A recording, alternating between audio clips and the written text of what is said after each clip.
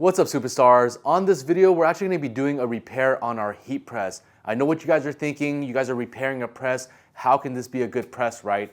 Well, we've actually had this press for over 5 years. I've done thousands and thousands of prints on this already, and it's actually been a very good press. Fortunately, working with a reputable company, even though it's broken, they were able to send some parts to us cost-free, and we're going to make an attempt to repair this.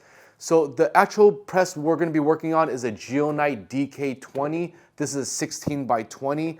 Again, it's from GeoKnight. They normally have a lifetime warranty on the heating element of the press, or the heat press.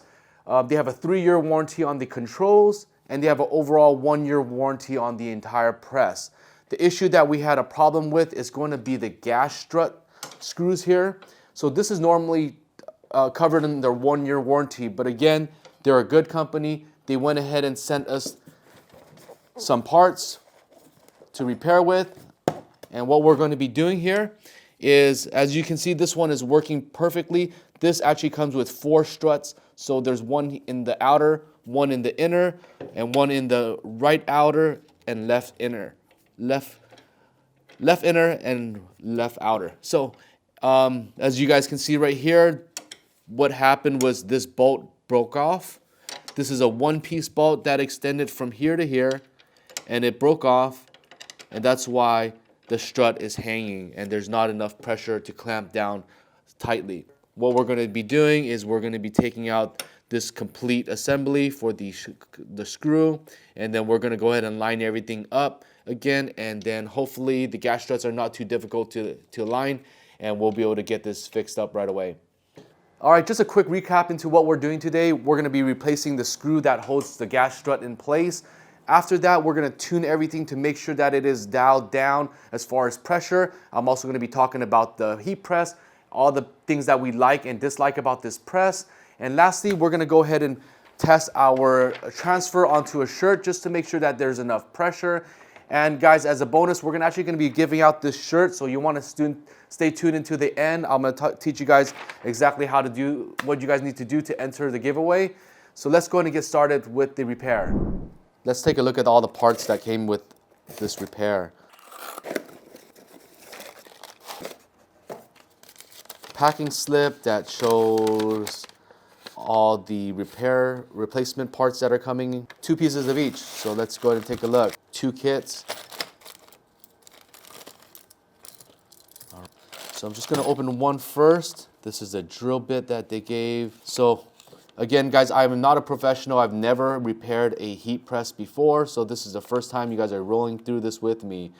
All right, so those are the instructions. Fairly easy. I thought I would only have to replace this bolt. However, I'm going to actually need to replace some fittings. I think based off of the instructions, they've increased the size of the bolt, so they've made it a bit more heavy duty, and that's why it's going to require us to drill into the aluminum frame here. So it's a little bit more work than I've anticipated, but definitely if they're upgrading these bolts, obviously they've known that these have broken over time, and they've taken the opportunity to actually upgrade the bolts so that it's going to be hopefully longer lasting in the future. And at the same time, there's also fittings for the struts. So everything is basically going to be replaced, and I'm going to have to remove all 4, lift this up to release stress on the gas strut, and it should slide right in. Let's give it a shot. And as always, before you guys start on anything, make sure you guys remove the plug, take out all the power so you guys can't get shocked or anything happens. So now that it's unplugged, what we're going to go ahead and do is take out the gas struts. I'm going to go ahead and work on one side at a time. So let's just go ahead and crank this nylon nut off.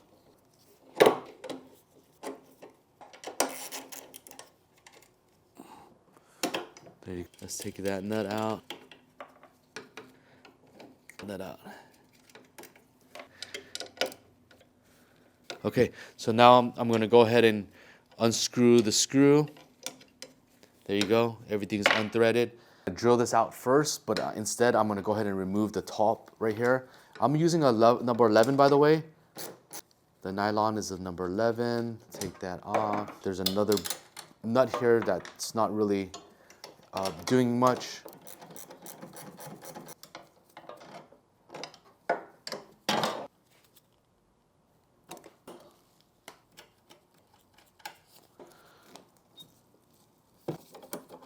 There you go. It was kind of at a weird angle. So I'm gonna leave this like that. Actually, I'm going to go ahead and replace the holes. So this is the 5/16 bit that was included. Then let's go.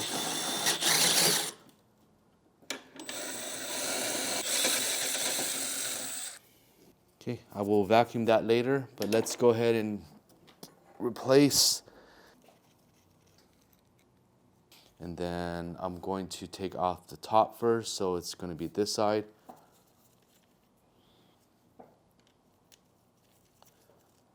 This is the original, and then the newer one. So it's a bit bigger.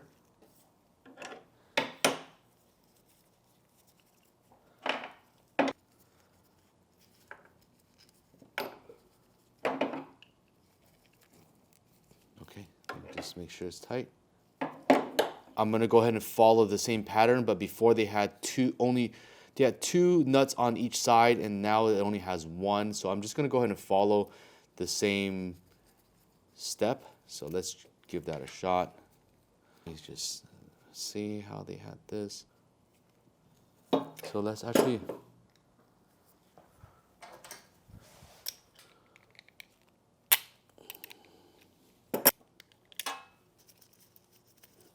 okay, so I'm going to try to mimic this position.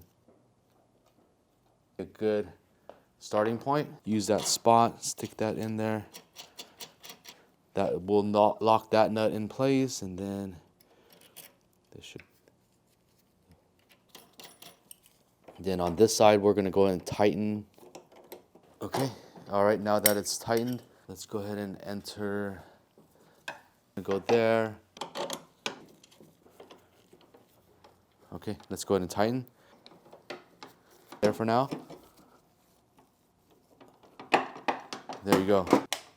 So let's go ahead and get rid of the old parts. Caps. These are the new ones.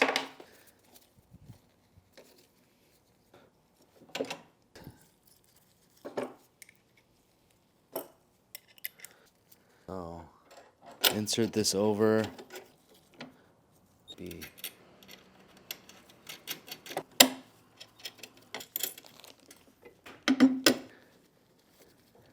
Okay, now everything is aligned and there's enough room on both sides. I'm gonna go ahead and tighten.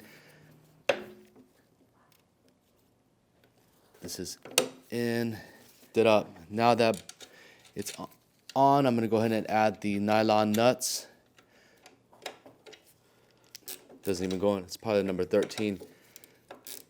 Let me get number 13 with a 13. Perfect. Again, I don't want it too tight. I want to make sure that it has room to move. Okay, let's just do a quick moving test.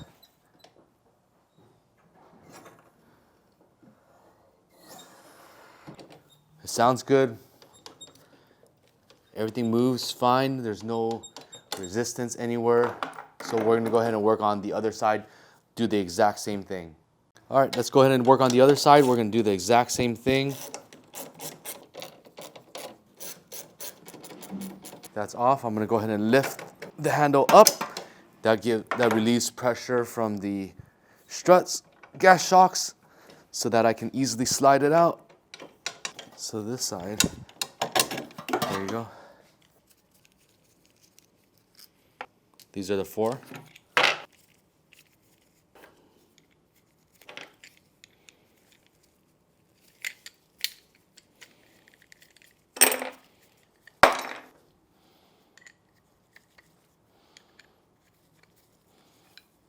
And then we can adjust it once it's on the machine because the eyelets are not this loose bolt. And we're gonna go ahead and,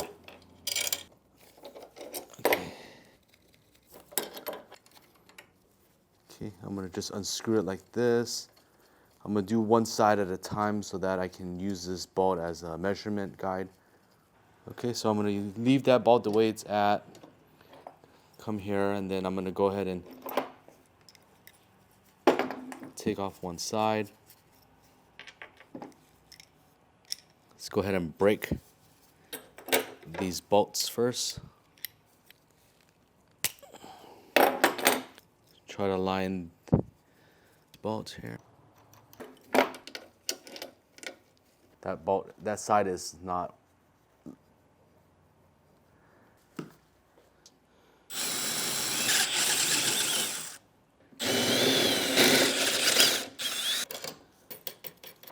Let me adjust it. Okay, so that's roughly in the middle. It looks like it should fit with the gas strut on each side and also being able to tie it on the nylon nut. So at this point, I can just, all right, so let's go ahead and grab our wrenches to tighten it up. Okay, the washer is bent now so that it's gonna be inside. I'm gonna go ahead and close out the outer, and then I'm gonna go ahead and grab the gas shocks. These are gonna go here as well as here.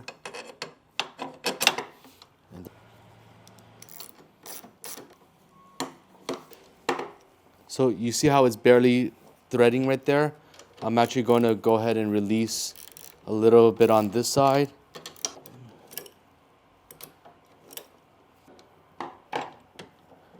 All right, now let's go ahead and tighten the outer.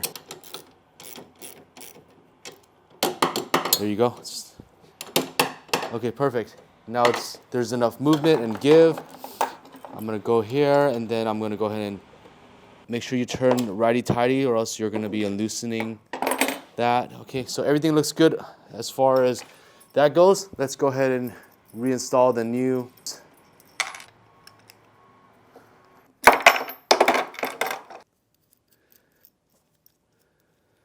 Now that is off, let's go ahead and line this. So this is gonna be a little bit more tricky because everything has to line up.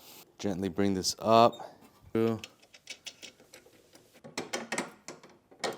Now that there's enough give on both sides, I'm just gonna go ahead and tighten it up.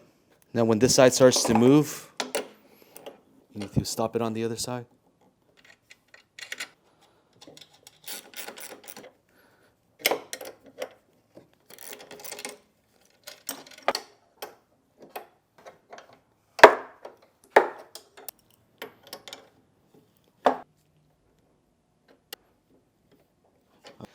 Let's go ahead and lift this up. Stick it back in. Now there should be good enough room on both sides to put the nylon nut back in there.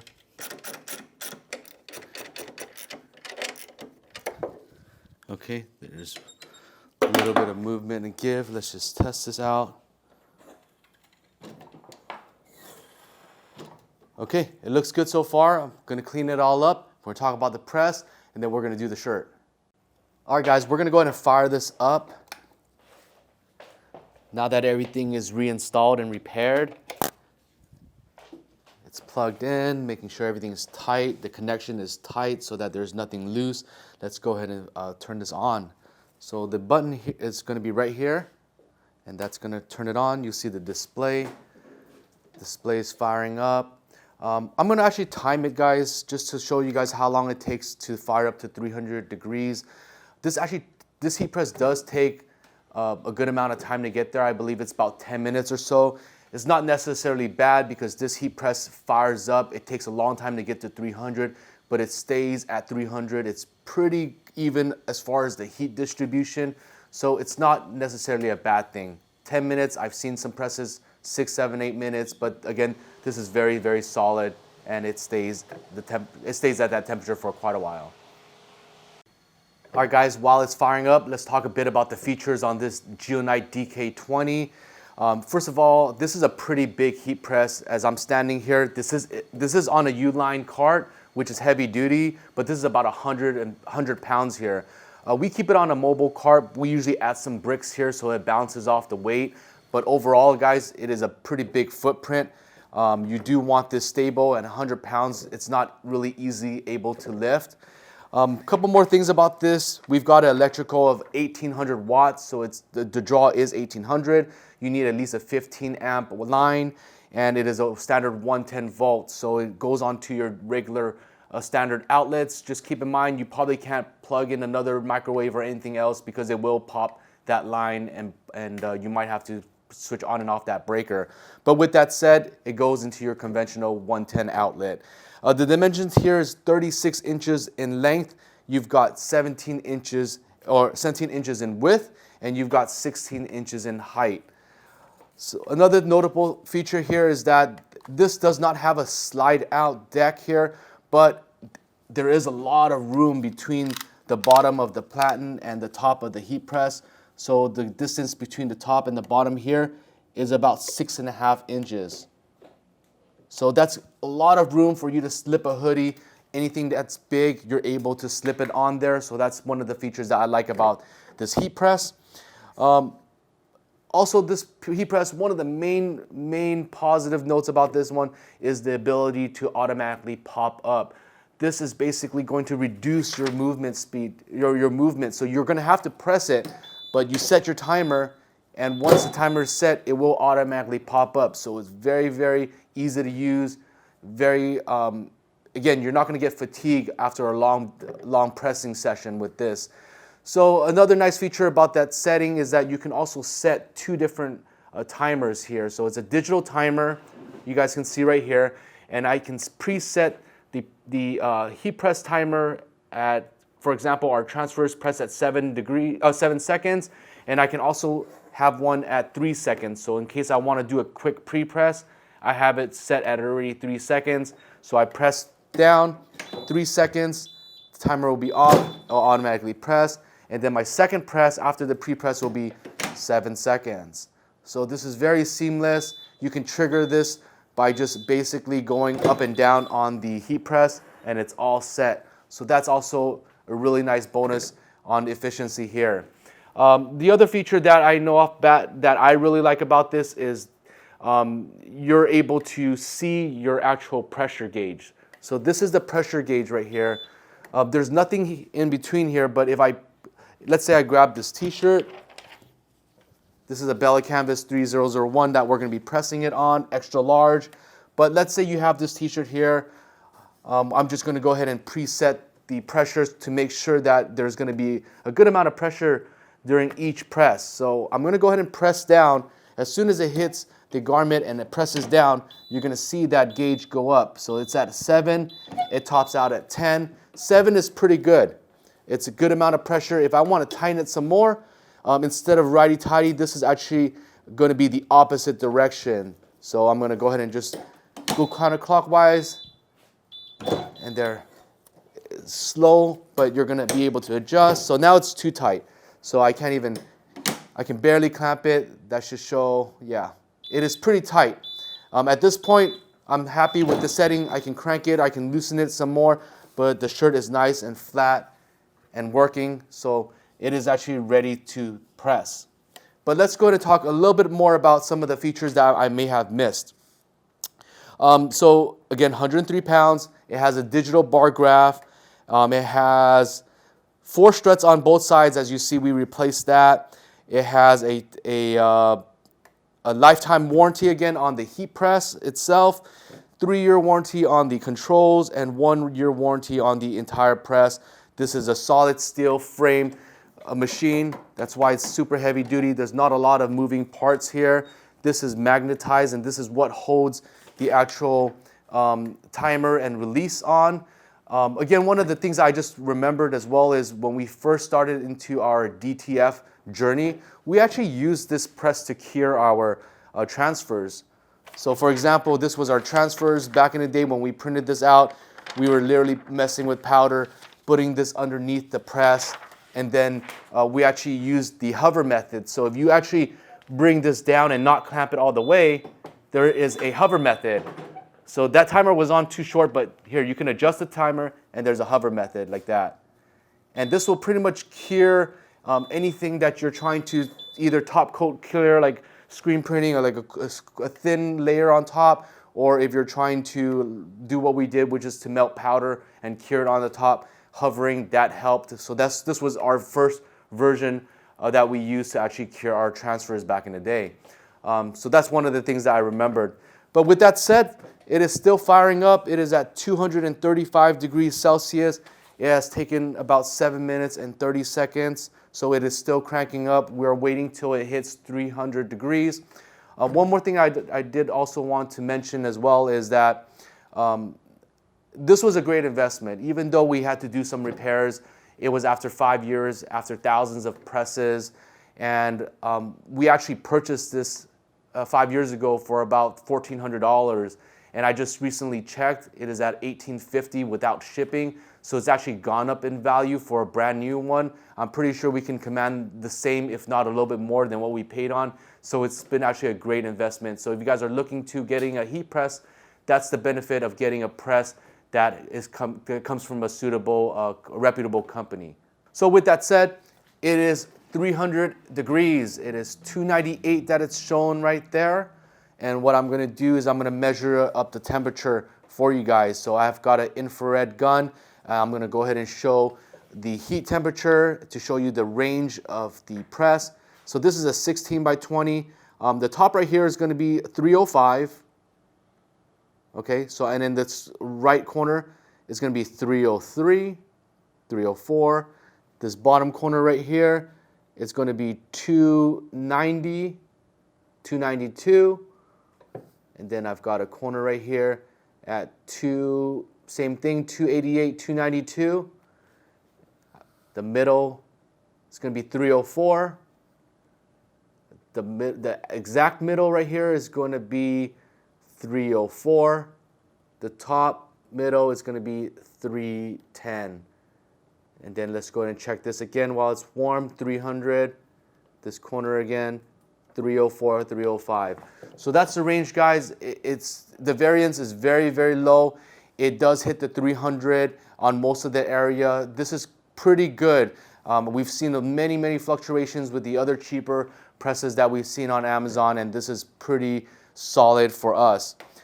So now that we've got it measured up, we're gonna go ahead and press the shirt. I've got the pressure already set. Everything seems good.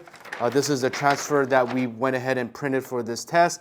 And if you guys need any transfer needs, head over to our website. You can order your transfers, order a sample pack, give us a shot. We would love for you to compare our prints with any other competitor's prints because we are very confident about our color and our transfers. So next thing we're gonna do, we're gonna go ahead and measure this extra large shirt. I'm gonna use my 4-finger test. This is roughly about 3 inches, just kind of eyeballing the process. I'm gonna go ahead and adjust this with my thumb to get it in the middle. I'm gonna go the further side of the print, double check the top is perfect. Everything is nice and straight. It's at 300 degrees. It's already been pre-pressed earlier, so I'm gonna trigger this, bring it back to 7 seconds. I'm gonna go ahead and bring this down, press. So a lot of pressure, 7. All right, so I'm gonna lift this up. It's a hot peel. I'm gonna go ahead and peel. Go ahead and put this back on here, and then let's do that second press. Oh, this is at 3 seconds, my bad. It had that timer on there, so we're gonna re-trigger it again.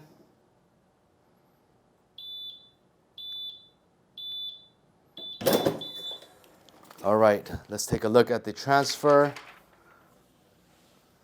Okay, guys, let me go lay this down so that you guys can have a clearer view so that I'm not shaking and my camera guy can zoom in and take a look. So what I'm looking at is I'm looking at these vertical lines that run down the shirt. This is what gives the shirt the ability to stretch left and right on a human's body. And I'm seeing those lines are very, very clear throughout the whole print that they're running down there. So this should be good enough for the wash test. So that's what we're looking for, guys. We're looking for, if it's not a solid, if there's any bubbles or is nice and flat and you don't see any of these lines, then that's an issue. But this, guys, shows that there's a good amount of pressure. Everything is done right. And guys, thank you for following along. This is the first time fixing this press. This is one of our favorite ones. I'm gonna drop a link below in case you guys are interested in this. And as I promised you guys, we're gonna go ahead and give this free shirt out. It is a size extra large. This is a Bella Canvas 3001, extra large, unisex, guys, girls, but we're only doing one size because this is what we pressed it on, and I'm gonna give this for free. All I need you to do is drop a comment below with where you guys are located, and then we're gonna go ahead and do a drawing after about 2 weeks, and we're gonna give this out to one lucky winner. And this is only valid for anybody in the United States. Again, drop where you're coming from. We're in California. We want to say hi. We hope you enjoyed this video. My name is Phil. I'll catch you guys on that next one.